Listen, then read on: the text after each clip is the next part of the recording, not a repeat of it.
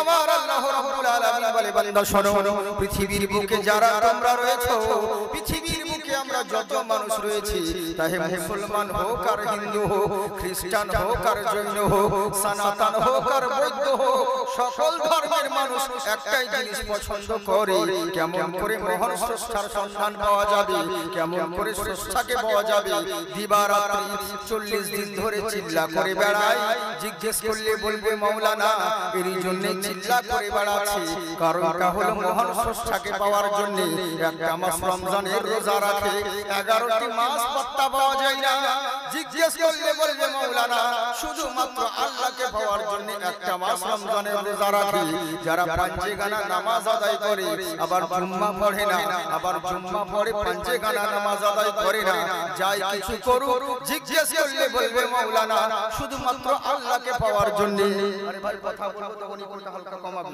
কত নয় জন লিবড়ে যাচ্ছে কথা হ্যাঁ টাক টাক বুঝলি আমার কথা বুঝতে পারছেন আপনারা হ্যাঁ ভালো করে শুনুন মন দিয়ে শুনবেন তাহলে একটু কথা লিবড়ে যাচ্ছে কি তোতলা মনে হচ্ছে হ্যাঁ মানে হতে পারে কারণ নতুন টাটকা আমার অপারেশন হয়েছে তো পুরো গলা কাটা রয়েছে এই দিক থেকে এর জন্য হ্যাঁ একটু সমস্যা হবে যেহেতু টাটকা অপারেশন 3 মাস হলো ডক্টর টাইম দিয়েছে 3 বছর আর আমি 3 মাস পরে জলসা করব তাহলে কি করে হবে বলে তেরি জন্য বাবা তো মাঝে মধ্যে একটা নিতে হয় উপায় নেই নইলে মানুষ তো বুঝতে পারছে কি ব্যাপার মালটা ডুবে গেল না মরে গেল এটা ভাবছে এরই লেগে মধ্যে মাঝে একটা নিতে হয় আসে তো চিন্তার কোনো কারণ নেই মন দিয়ে শুনুন কথাগুলো খুব স্পিডে বলছি না ধীরে ধীরে মন দিয়ে শুনবেন খুব সুন্দর কথা আপনাদেরকে শোনাবো একবার হাত উঠিয়ে বলেন তো আল্লাহু আকবার মাশাআল্লাহ সবাই উঠাচ্ছেন না এখন অত শীত পড়েনি বুঝলেন তো দুই হাত তুলে বলেন ইয়া রাসূলুল্লাহ तमाम জাহান সবাই চায় আল্লাহকে পাওয়ার জন্য কোন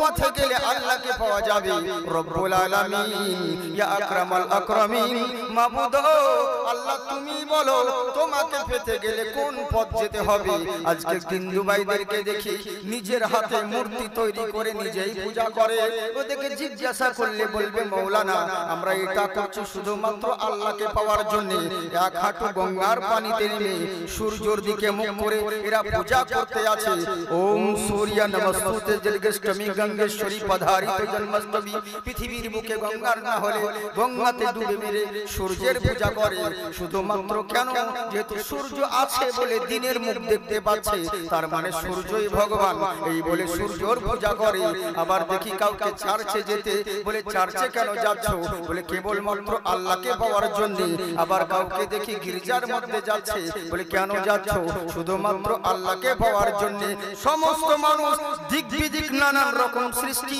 আর নানান রকম পথ বেছে নিয়েছে শুধুমাত্র সবারই লক্ষ্য হলো একটা আল্লাহকে কোন পথে গেলে পাওয়া যাবে কিন্তু দুঃখের বিষয় একটাই আল্লাহকে কোন পথে পাওয়া যাবে আল্লাহর পথ জিজ্ঞাসা না করে নিজের মন মতন চলতে আছে আচ্ছা বলুন তো দেখি ধরুন আপনি আমাদের এখানে আমি আপনাদের মেহমান এসেছি আমি এসে হয়তো আমার জন্য কমিটি ভাই অনেক রকম আয়োজন করেছে খাসির মাংস দুম্বার মাংস বিভিন্ন রকম এবার আমার সামনে 10,000 টাকার আইটেম করে হাজির আমাকে বলছে হুজুর সবই আপনার জন্য আমি বললাম ভাই এগুলো চলবে না বলে কেন বলে খাসি খাবো না যেহেতু থাইরয়েড আছে আসলে কিছু নাই আমি এক্সাম্পলের জন্য বলছি মিষ্টি জিনিস রসগোল্লা চলবে না যেহেতু সুগার আছে বলে তাই নাকি তেলে ভাজা বলে না ও তো মুখের মজা কিন্তু পেটের সাজা ও চলবে না বলে কি খাবেন বলে আমি কোথাও এলে গেলে সময় পেলে ভালো হলে কেউ দিলে এক কাপ চা খাই বাকি ডাল চাল আতপ চাল মুরগির ঝাল কিছুই চলে না ভাই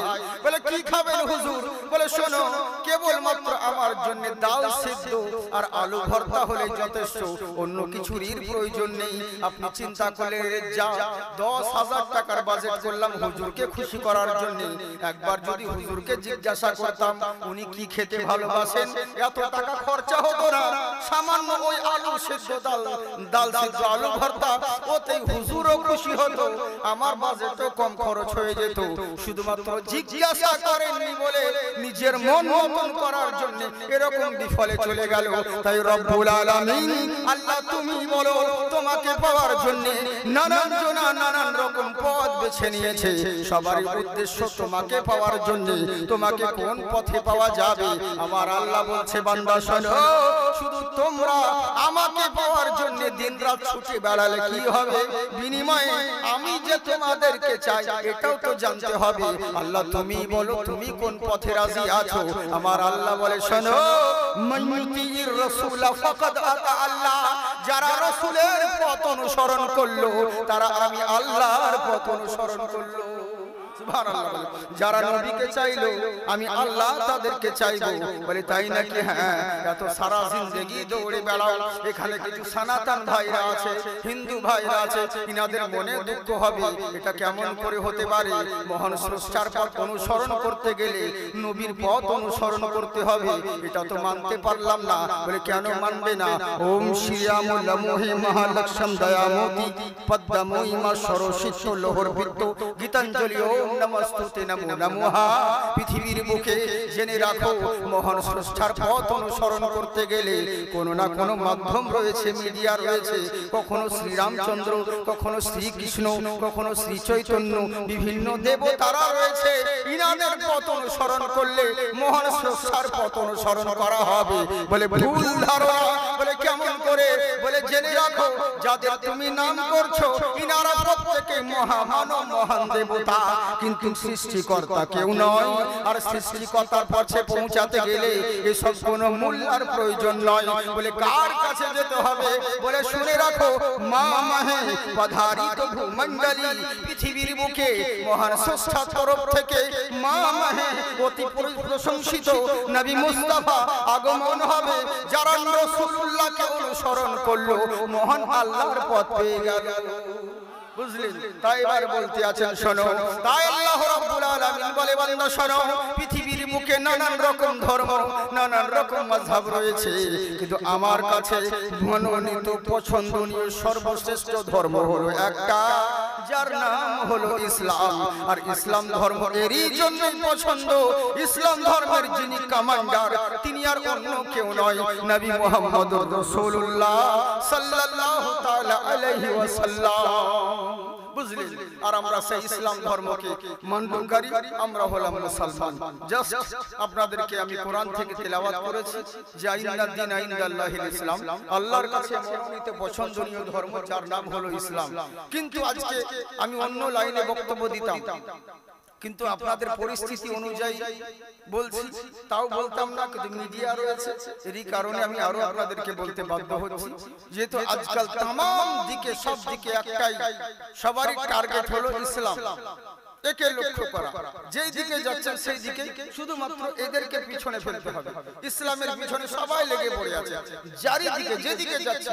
কেউ কেউ বলছে ইসলাম ধর্ম হচ্ছে আতঙ্কিত ধর্ম, কেউ বলছে মাওবাদী ধর্ম, কেউ বলছে ইসলাম ধর্ম। এই ধর্ম এক একজন এক এক রকম কথা। আচ্ছা বলুন তো বাবজি, আমাদের ধর্মের নাম হলো ইসলাম, ইসলামের মানে কি বলেন তো? সিলমুন থেকে এসেছে ইসলাম। আচ্ছা বলেন তো, মানে হচ্ছে শান্তি। শান্তি, আমাদের ধর্মের নামই হলো শান্তি। আচ্ছা বলুন তো দেখি, এই ধর্মের যিনি মেন কমান্ডার নবী মুস্তাফা, তিনি কে? তিনি হচ্ছেন রাহমাতাল লিল আলামিন, তিনি হচ্ছেন করুণার প্রতীক, তিনি হচ্ছেন সারা পৃথিবী জগতের জন্য রহমত হয়ে এসেছে। শুধু মুসলমানদের জন্য না, যত সৃষ্টি রয়েছে সকলের জন্য নবী দয়ার সাগর হয়ে এসেছে। আবার চিন্তা করুন, এই আমাদের পৃথিবীর বুকে আমাদের কাছে সবথেকে বড় হাতিয়ার জিনিস কি বলেন তো? মানুষের কাছে সবথেকে মূল ধন কোন জিনিসটা?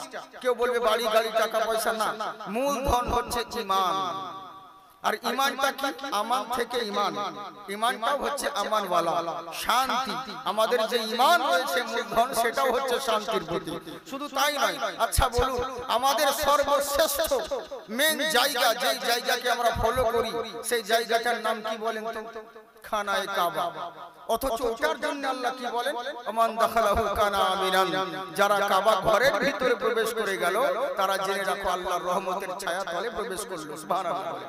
তাহলে চিন্তা করুন, আমাদের ধর্ম হচ্ছে শান্তি, আমাদের নবী হচ্ছেন শান্তির প্রতীক, আমাদের ঈমান হচ্ছে শান্তি, আমাদের ধর্মের পয়গাম হচ্ছে শান্তি, অথচ মানুষ শুধু বিভ্রান্তি ছড়ায়। মুসলমানরা উগ্রবাদী, মুসলমানরা কট্টরবাদী, মুসলমানরা এই, মুসলমানরা ওই, যা ইচ্ছে তাই করে বেড়াচ্ছে বিভিন্ন রকম।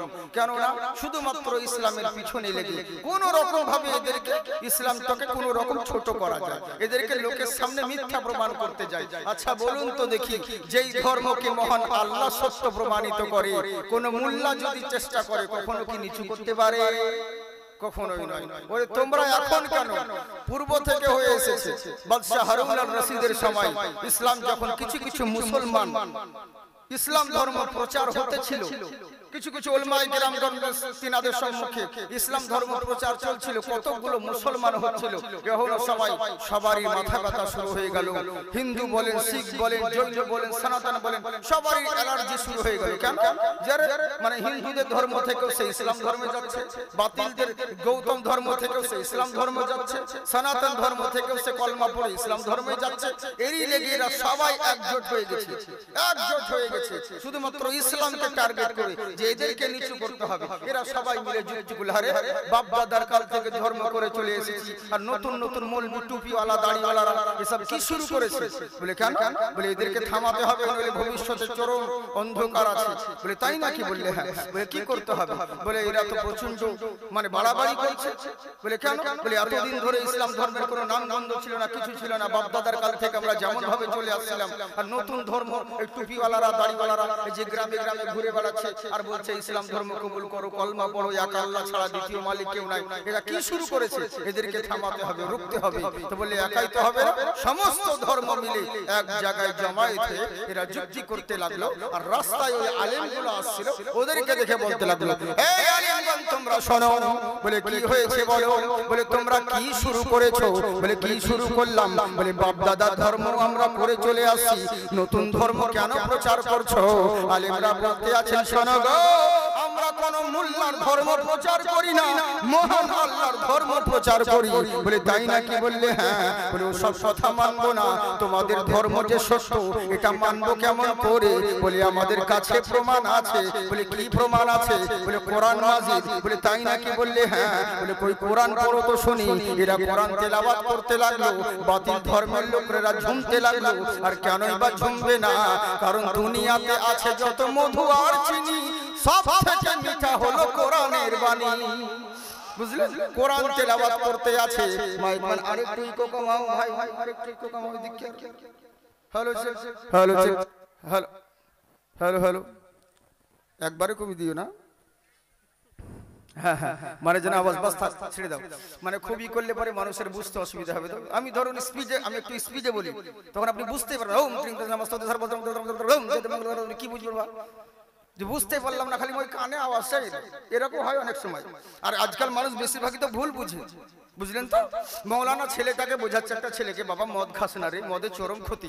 বলে চল, কে বললে আপনাকে মদে ক্ষতি? বলে হ্যাঁ, মদ খাস না কখনো, মদে ভীষণ ক্ষতি। বলে কে বললো আপনাকে? বলে তোকে দেখাচ্ছি। বলে আমাকে দেখান। তো মৌলানা করেছে কি, দুটো গ্লাস নিয়েছে, একটা গ্লাসে মদ রেখেছে আর একটা গ্লাসে পানি রেখেছে, দুটো গ্লাস কাঁচের গ্লাস। তো কেঁচো বুঝেন তো, কেঁচো ওই যে পেটে থাকে কৃমি, ওই একটা কৃমিকে উঠিয়ে নিয়ে, কেঁচোকে উঠিয়ে নিয়ে পানির গ্লাসে রেখেছে। তো মৌলানা বোঝাচ্ছে, বুঝতে পারলি? বলে কি বুঝবো, এ তো বেশ আনন্দেই রয়েছে। বসে আনন্দ কোথায় যাচ্ছে দেখ, যেমন পানির গ্লাস থেকে কেঁচোটাকে উঠিয়ে নিয়ে মদের গ্লাসে রেখেছে, ও যে মাথা ঢুকালো তো ঢুকালো, আর নড়েও না চড়েও না, একদম শেষ। তো ছেলেটাকে বোঝাচ্ছে মৌলানা, বুঝতে পারলি মদের কত ক্ষতি, আর কোনোদিন খাবি না বাবা। বলে হুজুর আপনি যা বোঝালেন তা জিন্দেগিতে কোনোদিন ভুলবো না। বলে কি বুঝলি তুই? বলে আপনি যা বোঝালেন তাতে বুঝতে পারলাম, কারো পেটে যদি কৃমি হয় তো 2-1 গ্লাস চালালে কোনো ক্ষতি নাই, সব শেষ হয়ে যাবে।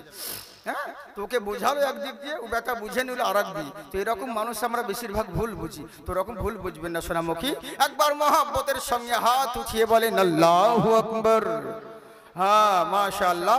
बस ये की बार मौला बुला ले तो बस है, बुला ले तो बस है, बस ये की बार मौला बुला ले तो बस है, बुला ले तो बस है, बस ये की बार मौला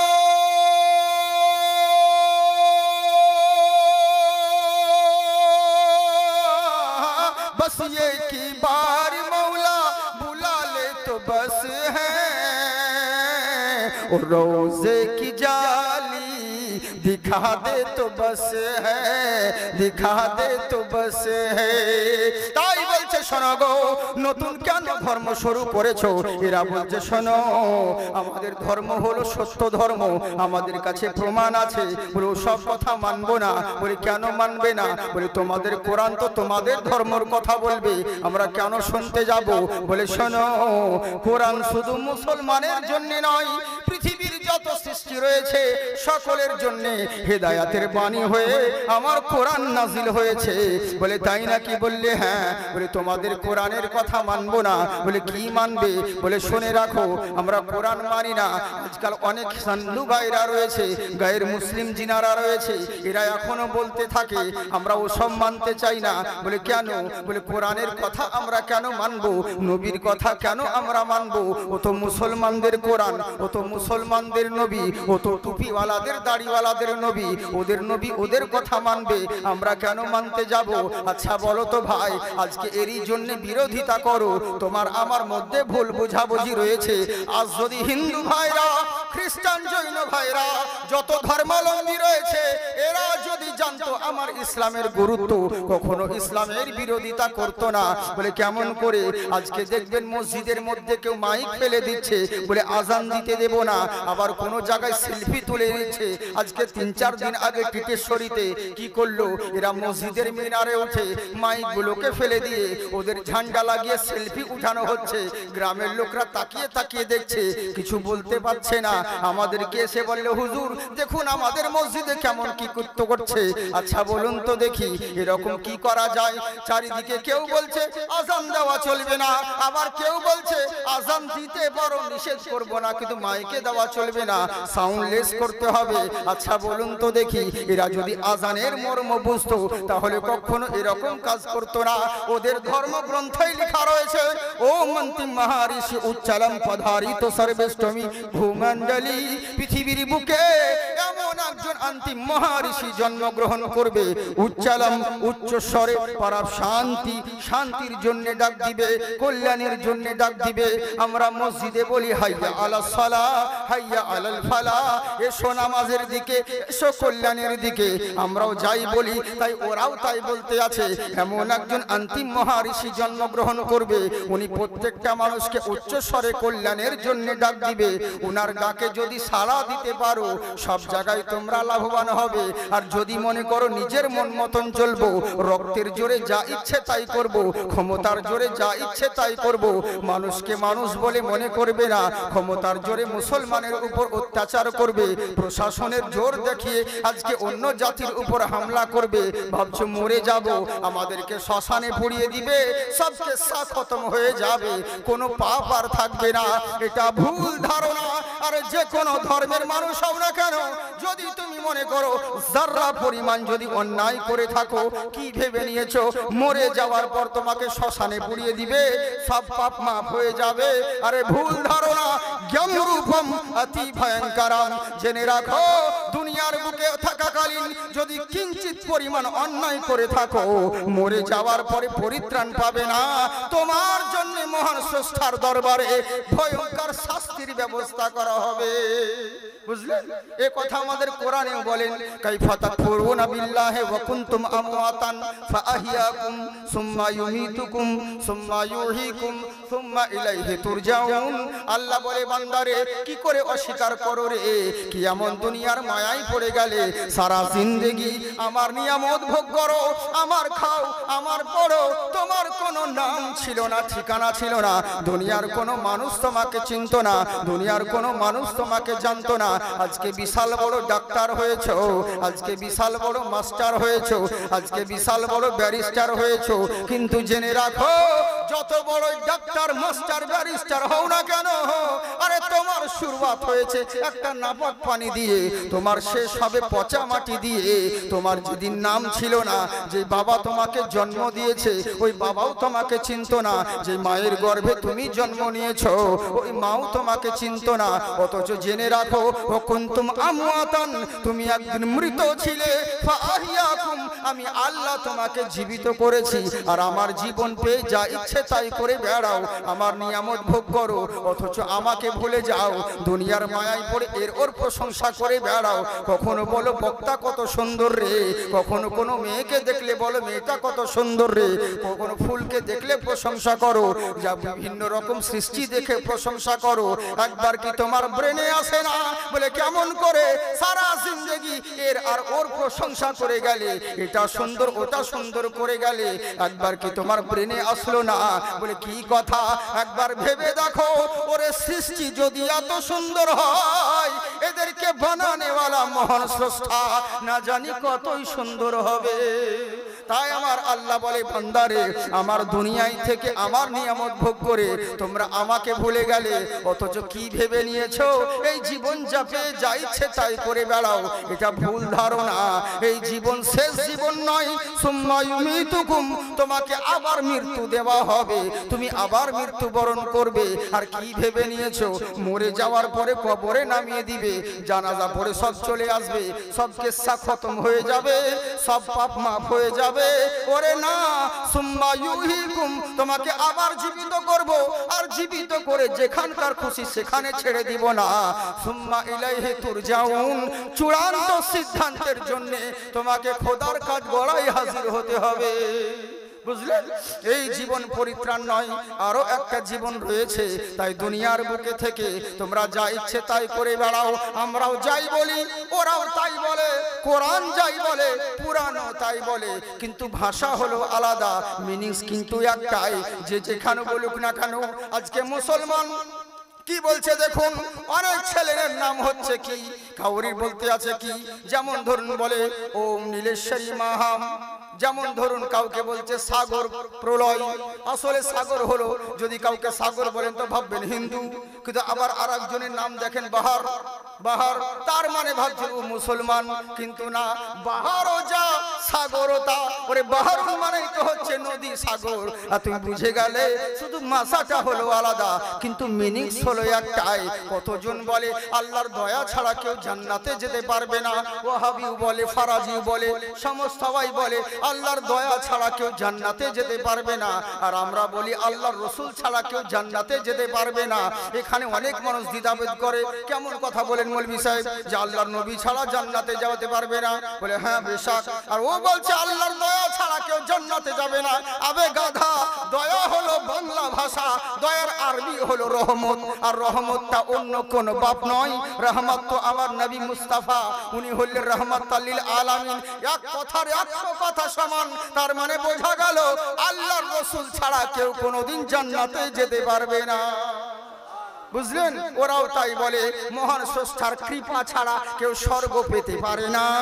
তো জেনে রাখো, ওই স্বর্গ পেতে গেলে মহান স্রষ্টার কৃপা প্রয়োজন আছে, কিন্তু কৃপাটা আর অন্য কেউ নয়, আমার নবী মুস্তাফা।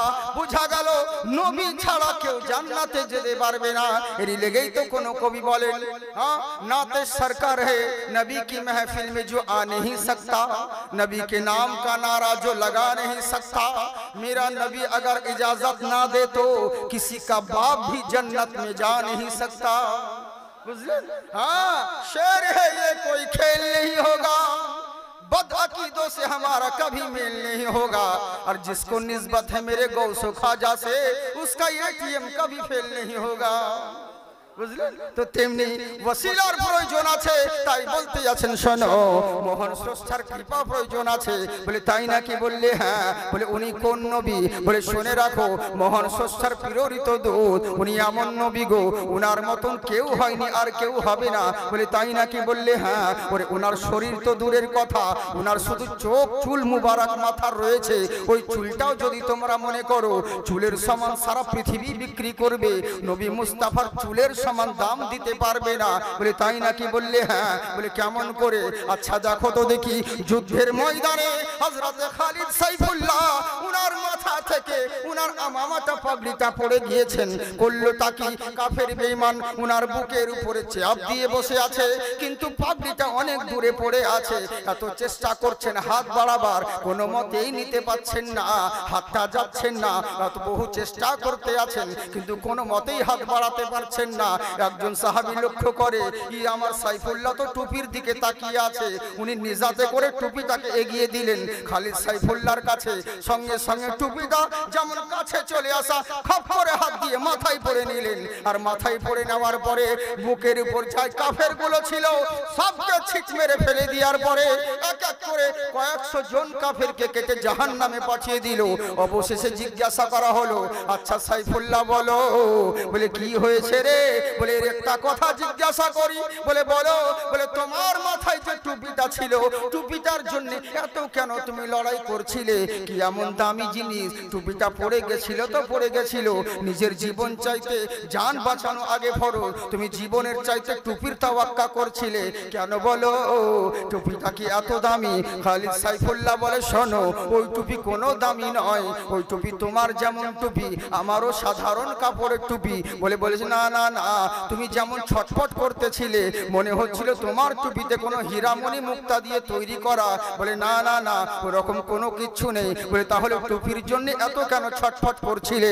বললে শোনো, আমি সাইফুল্লাহ আমার জীবন কেন ওই টুপিটার জন্য তামাম জাহানকে যদি বিক্রি করা হয় ওই টুপিটার মূল্য কেউ দিতে পারবে না। বললে কেন রে, কি এমন জিনিস আছে? কোন হীরামণি মুক্তা আছে নাকি? বলে না না না। বলে তাহলে কিসের জন্য এত টুপির দাম? বললে শোনো, ওই টুপির মধ্যে নবী মুস্তাফা সাল্লাল্লাহু তাআলা আলাইহি ওয়াসাল্লামের একটা চুল মুবারক রয়েছে। ওই চুল মুবারকটা ওই টুপির ভিতর আমি সেলাই করে রেখেছি, এরই জন্য ওই টুপিটার এত মূল্য বেশি। ওই টুপিটা যতক্ষণ আমার মাথায় থাকবে পৃথিবীর বুকে কোনো মায়ের লাল নেই আমাকে কেউ পরাজয় করতে পারবে। বুঝলেন? এখনো টুপির। তাই বলছে গুরু নানক শোনো, ওই মহান মানবের মহান নবীর চুলের সমান পৃথিবী হতে পারে না, তো ওনার জাতের ক্ষমতা কেমন করে বলবো? বলে তাই নাকি? বললে হ্যাঁ। বলে জেনে রাখো, ওনার থুথু মুবারকের কথা বলি। বলে কেমন থুথু? বলে ওনার জাতের কথা পরে বলছি, আগে নবীর থুথুর কথা বলি। কোন নবী? চিন্তা করুন, আমাদের গর্ব করা দরকার, যেই নবীর জন্য গায়ের মুসলিম তারিফ করে, গায়ের মুসলমানরা পর্যন্ত বলতে বাধ্য হয় আমার নবী মুস্তাফার শান। বলে শুনে রাখো, ওই নবী মুস্তাফার লোয়াব মুবারক, থুথু মুবারক এত দামি জিনিস, এত মূল্যবান জিনিস, যদি কোনো অন্ধ চোখে বুলিয়ে দেয় সঙ্গে সঙ্গে সে চোখের দৃষ্টি পায়। বলে তাই নাকি? বললে হ্যাঁ। শুধু তাই নয়, ওই নবী মুস্তাফার থুথু মুবারক যদি খারা কুয়ার মধ্যে ফেলে দেয় ওই কুয়ার পানি মিষ্টিতে পরিণত হয়। বলে তাই নাকি? বললে হ্যাঁ। বলে জাবিরের বাড়িতে তুমি কি জানো নাই, যখন সাহাবা বর্গদেরকে নিমন্ত্রণ করেছিল নবী মুস্তাফার সাহাবীকে, এবার করলেনটা কি?